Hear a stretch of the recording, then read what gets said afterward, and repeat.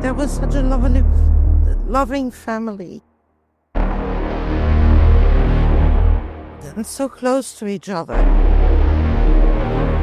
And then to be ripped apart like this, it's just unbelievable that anybody can do that. Roy Lindsay Tutill was born in 1954 and he was raised in Surrey, England, and to his friends he was known as Tuts.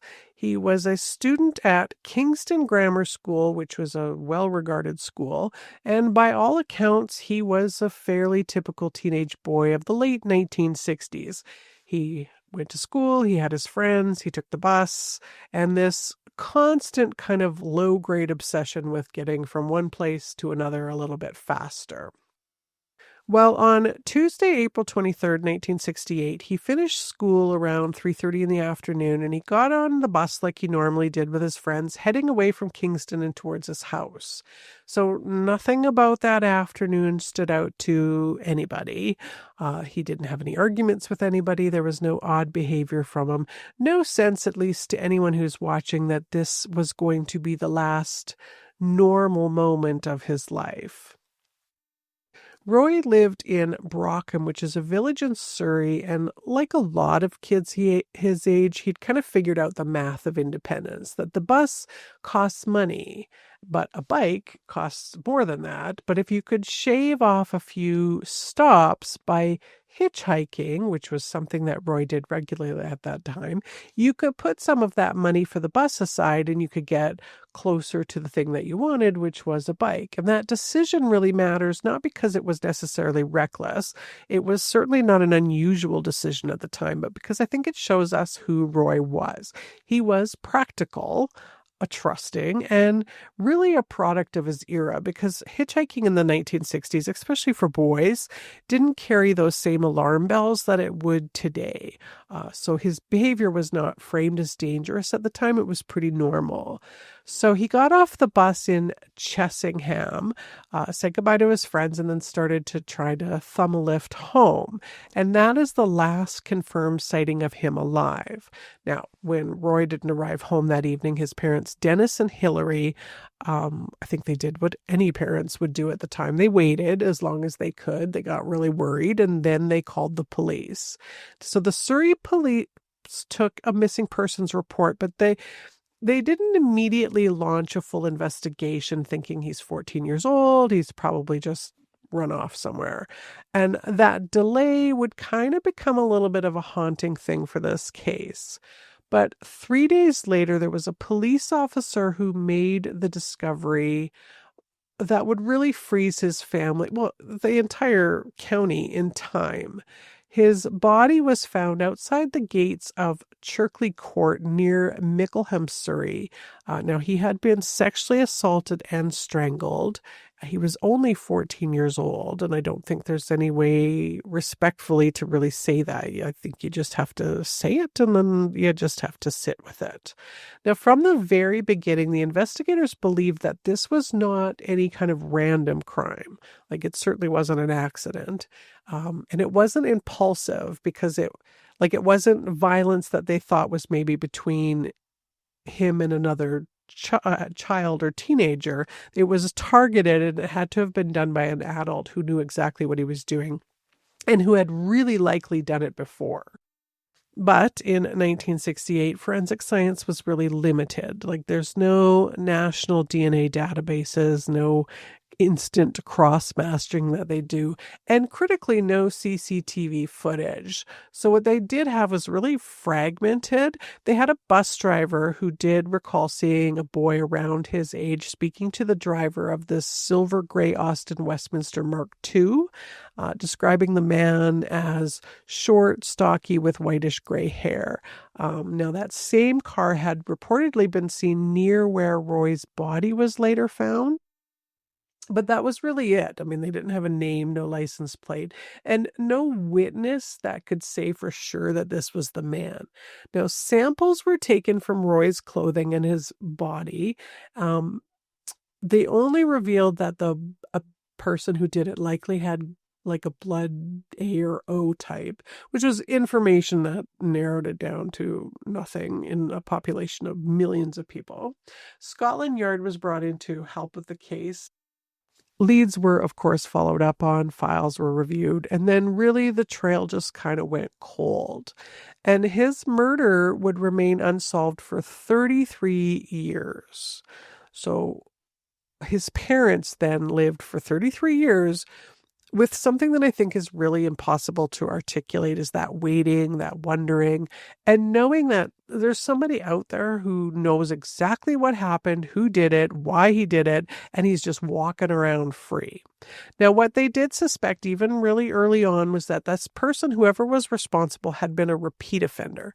This wasn't a guy who had just kind of come out of nowhere and then disappeared somewhere. It was somebody that had a pattern, and that a pattern would eventually reveal itself. And they were right about that.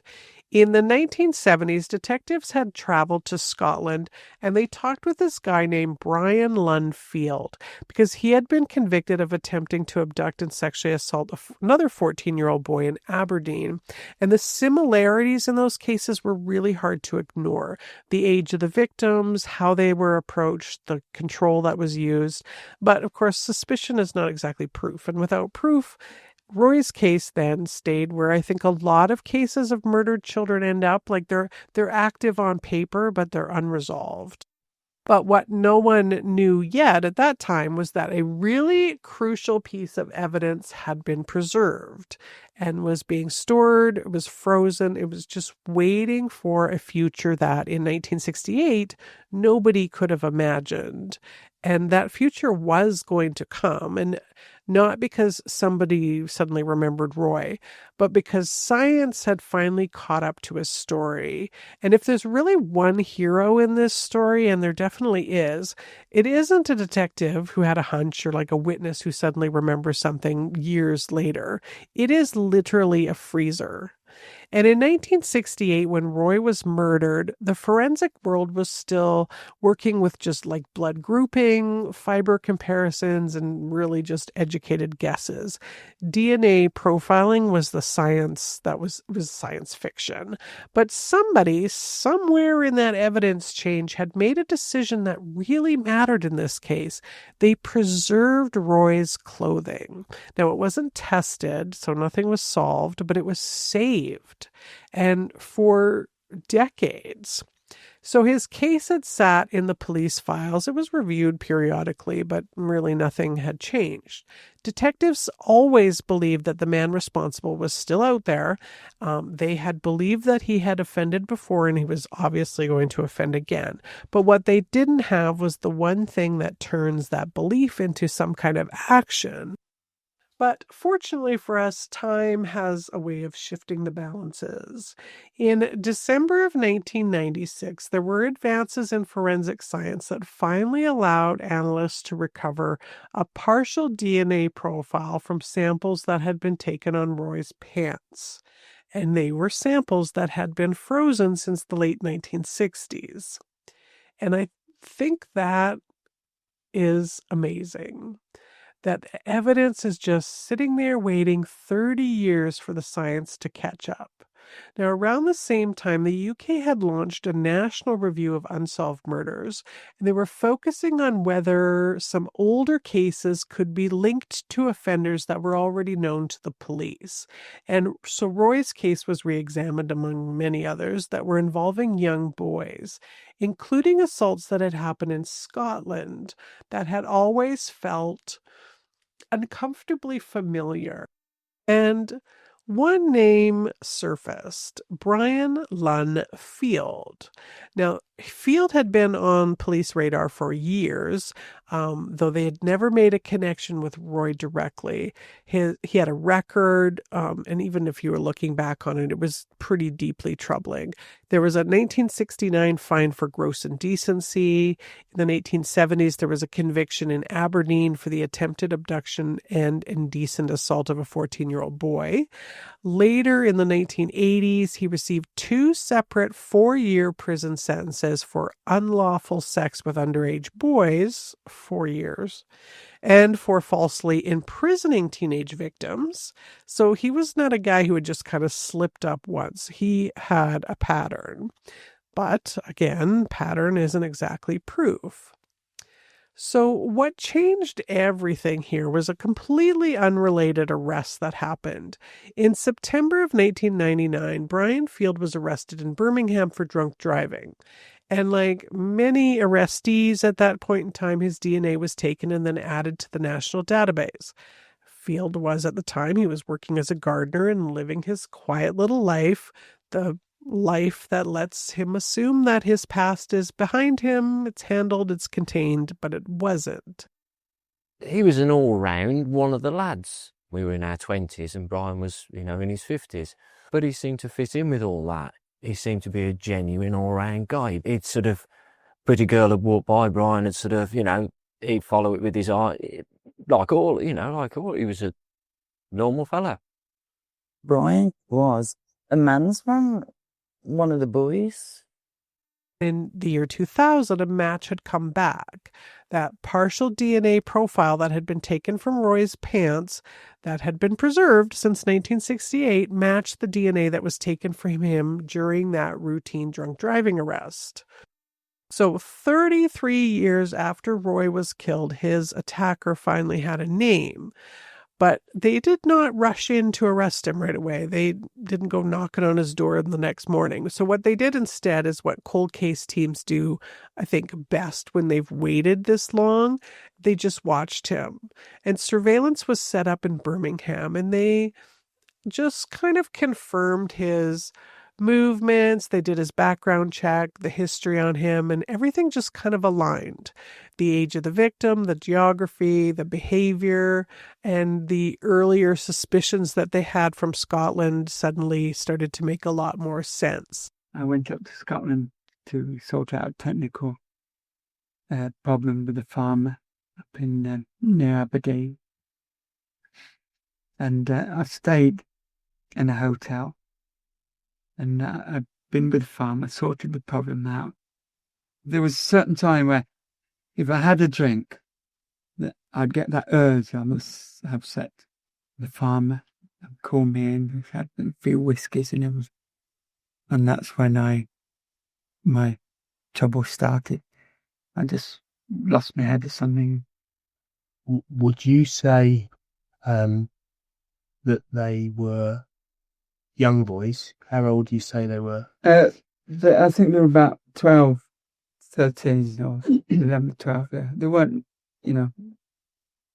babies, if you know what I mean. Well, I didn't actually tell them because I was driving. But I told them to get undressed. And, so, because I was going to take them out of a friend's farm up in the hills. And I don't know what I was going to do with them. One of the difficulties I've had trying to explain my life away in Birmingham. See, I told them that I'm divorced and everything. Yeah, I hadn't told any sort of deliberate lies. Everything's been true, but I've not embellished it, but haven't elaborated on it. I didn't want to get involved again. I didn't want to get involved because if I did get too involved, I'd have to tell them about my past. And that's why I'm sort of, work on my own and I keep a distance to a certain extent. I mean, all the young lads around there accept me as I've never tried anything on it. I never hinted that I was like that. It just, I go and have my few parties. I mean, I chat women up because that's mainly a facade, really. On February 21st, 2001, police arrested him at his apartment. And of course, at first, he denied everything. He told the officers he didn't know who Roy Tutill was. He claimed he had nothing to do with the murder. I mean, he admitted to his past sexual offenses, but those were kind of already on the record. But he insisted that, like, that part of his life was completely behind him. Obviously, you've been arrested for the murder of a boy called Roy Lindsay Tutill. Yeah.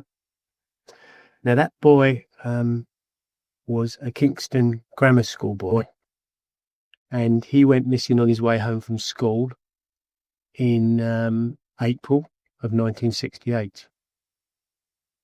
Having got off of the bus on his way home from school, and was never seen again until his body was recovered, found by some forestry workers on the Friday, which is the 26th. Yeah. So that's the day the boy went missing. And the boy's name was Roy Lindsay Tutill. Tutill. Tutill.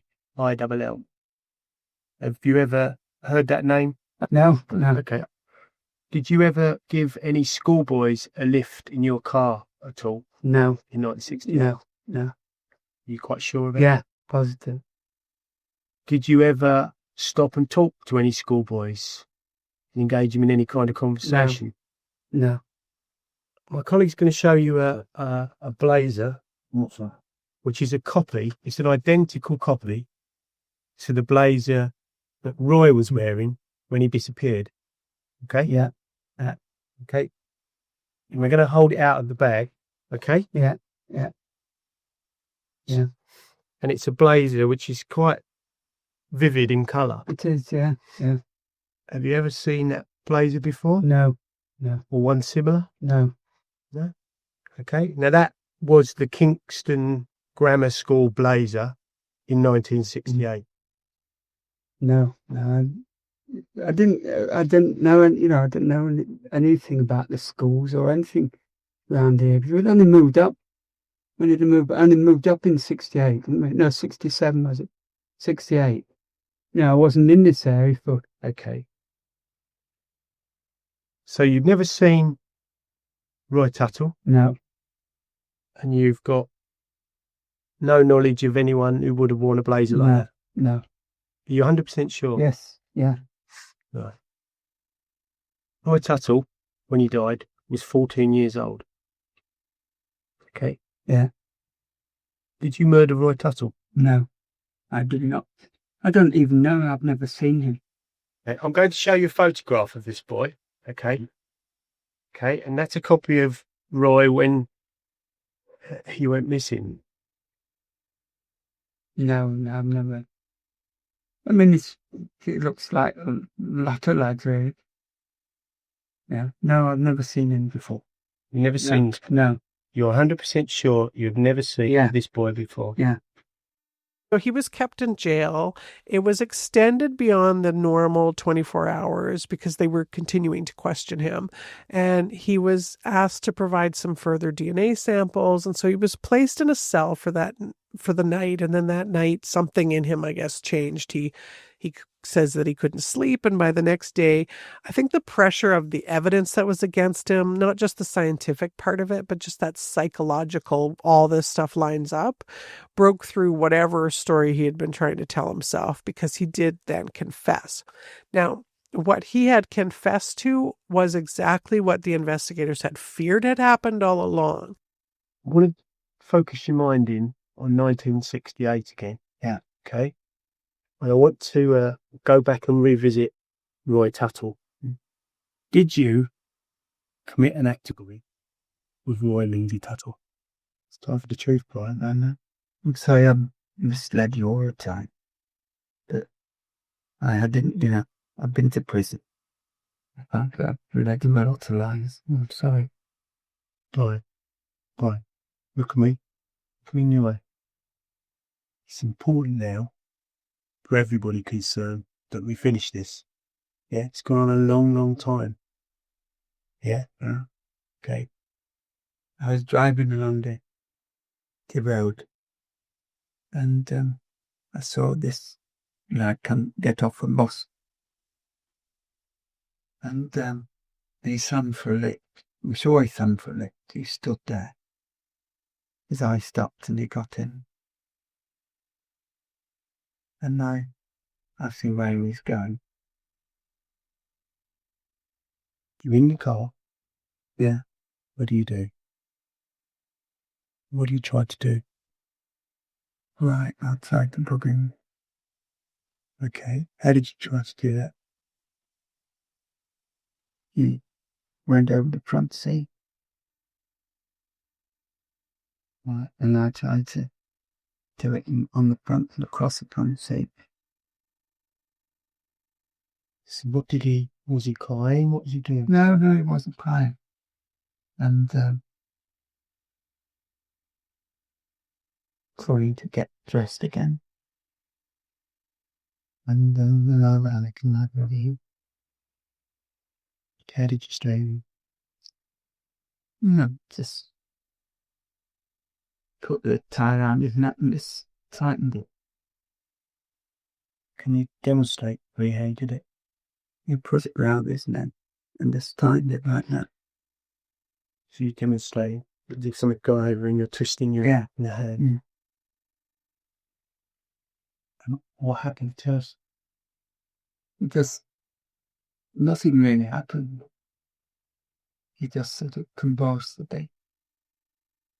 Sort of gasped and prayed, and I just carried on, and suddenly he went like. Did you try to pull it off at all, or? I don't think so. So, I got out, straightened myself up, put him in the boot, then went home.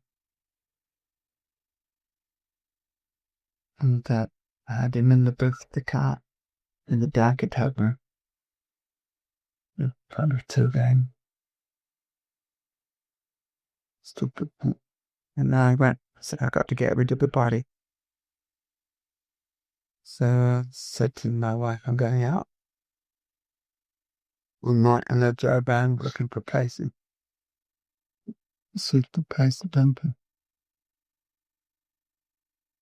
And I threw him out back of the car. I think I've seen that. Until Zach out over him. Then went home. okay. You've lived with this secret for 30 odd years, haven't you? How are you feeling? Admitted that he had seen Roy getting off of the bus and then trying to hitch a ride. So he picked him up, drove him to what's called a lay-by, or like a off side of the road, sexually assaulted him over the front seat of the car.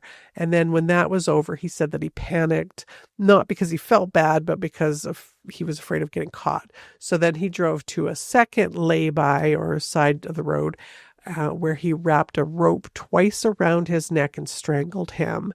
Now, he actually kept his body in the trunk of his car for several days before then dumping him in that wooded area near Cherkley Court, where he was eventually found. And I think it's really hard to overstate the cruelty of that confession, not just in what he did, but in how methodical it was. Like, the domination, that fear that he must have felt, and then just dumping his body like that. So that finally gave Roy his truth. And in November of 2001, he pled guilty to Roy Tutill's murder.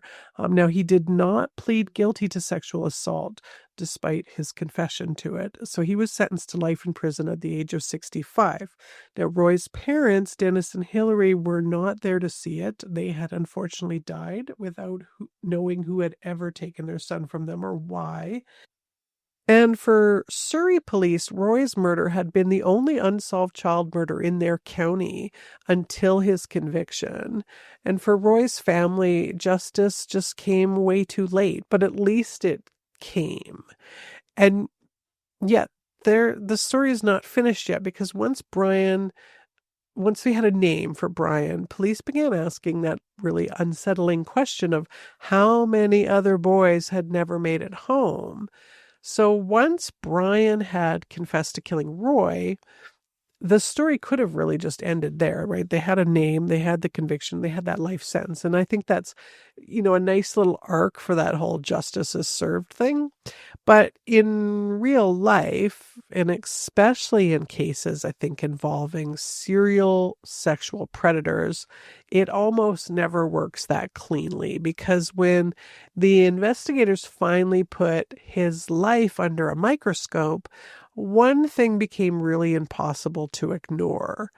Roy was not an anomaly here, because with his criminal record, even before the DNA match, it already was telling a disturbing story about him. Like, his convictions spanned decades and followed a really consistent pattern. They were adolescent boys. There was manipulation, isolation, sexual violence, and control. And these were not really impulsive acts. They were really rehearsed, and they were repeated, and they had been escalating. And so once the police had their confession, they started asking a question that I think always comes next in cases like this is, who else is out there, or who else has been killed out there?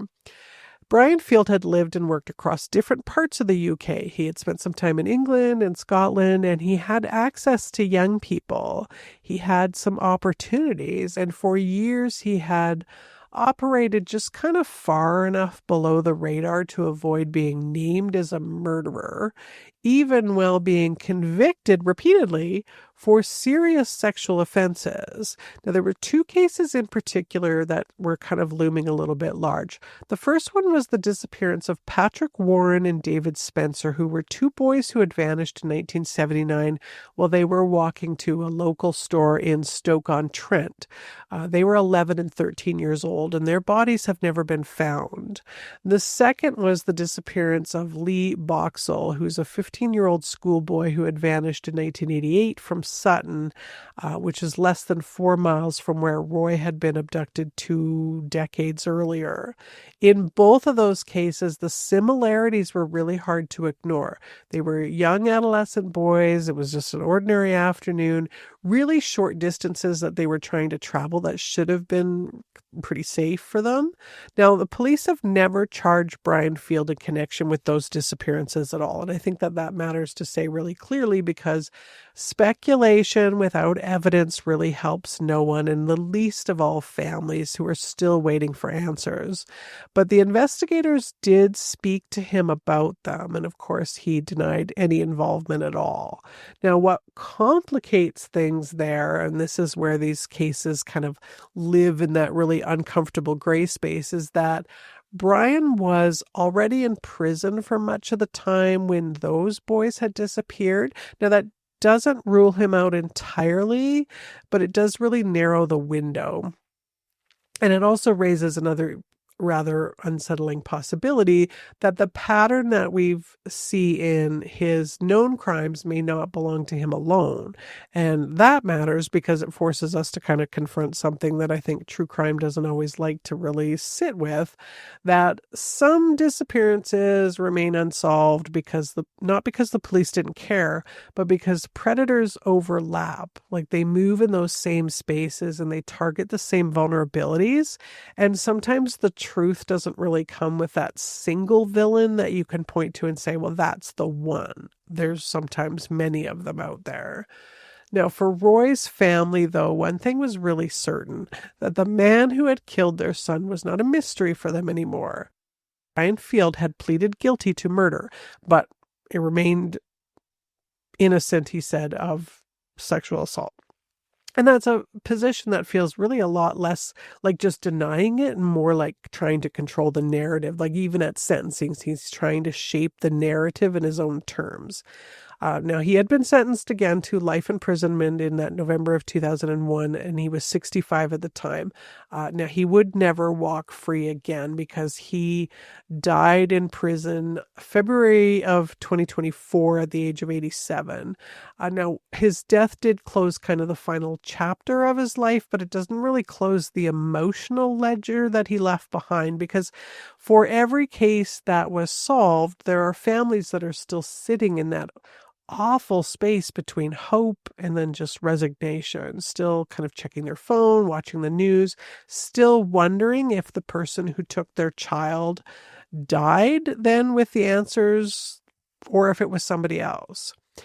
So Roy's parents didn't live long enough to hear him admit what he did. They never got to hear his voice in court, never saw that sentencing handed down. And that's really one of the tragedies, I think, of delayed justice, that even when the truth finally does come, it doesn't always arrive in time to really help the people who need it the most.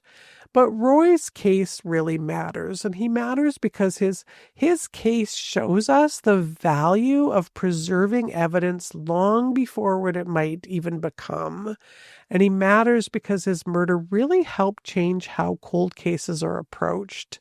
And his story really reminds us again that these crimes do not begin with violence, they begin with access. And with that trust and that mistaken belief that danger is always going to kind of announce itself really loudly.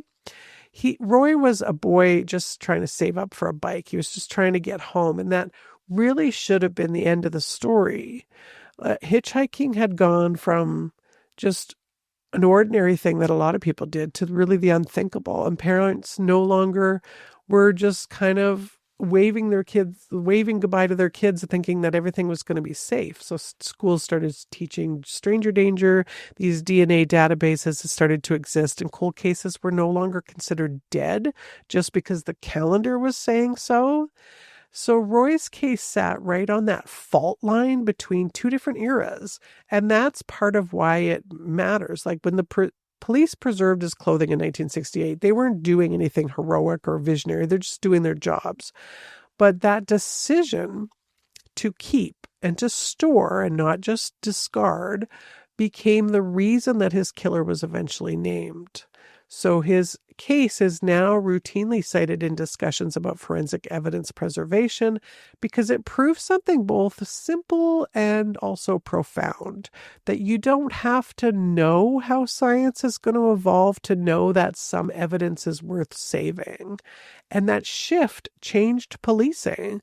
Cases that were once written off as completely unsolvable were then reopened, and freezers in these evidence rooms became time capsules instead of these just storage problems of where are we going to keep all this stuff. And families who had been told, this is probably as far as this case is ever going to go, are suddenly being called back in decades later to hear words that they thought they would never hear, that we know who did this.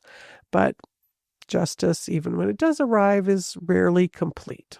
Like Roy's parents never got to hear him confess. They never got to see him sentenced, and they never got to sit in a courtroom and watch someone finally be held accountable for what had been taken from them. And that's the part that I think we don't talk about enough, that delayed justice really has its own cost because it robs families not just of the answers that they want, but of that closure that we're told that we're supposed to wait very patiently for. 33 years is a long time to wait. And yet Roy's case still gives us something really important. It reminds us that victims do not become important because they're famous. Their cases become famous because they mattered first. Like Roy was not a statistic. He was not a lesson. He was this boy with a nickname of Tuts, and he just had plans for buying a new bike. He was somebody who really should have made it home. And when we talk about cold cases, it's really easy to, I think, focus on the cleverness of science or the satisfaction of a conviction. But I think the real legacy lives somewhere different. Like it lives in those evidence rooms, in those really patient investigators, and in families who never stop waiting for answers, even when the world expects them to just move on. So Roy didn't get a really long life, but his case helped ensure that some other victims and other families might one day get their truth as well, even if it takes longer than really anybody should have to wait. And if there's one thing that this story kind of asks of us, it's that we really shouldn't rush past those ordinary moments and assume that danger is going to announce itself really loudly. And that these stories do not begin with violence. They begin with access and trust. Roy was just trying to get home, and that really should have been enough. Anybody who's lost somebody through a murder or a violent death, like Roy had to go through, you want justice for him. You want justice for that person. You want justice for your son. Any mother wants that. He's a sad, evil pervert. That's what he is. Preys on innocent, bloody victims, you know. That's the bottom line. He's, you know, Mr. Manipulation, Mr. Evil. Right. He'll twist people and has twisted people round his fingers. How could I cook somebody a dinner? How could he sit at my table? He sat at my table. And I have fed him. How could I do that? Wine took us all, he sucked us all in, Raina. Mr. Nice Guys don't exist anymore.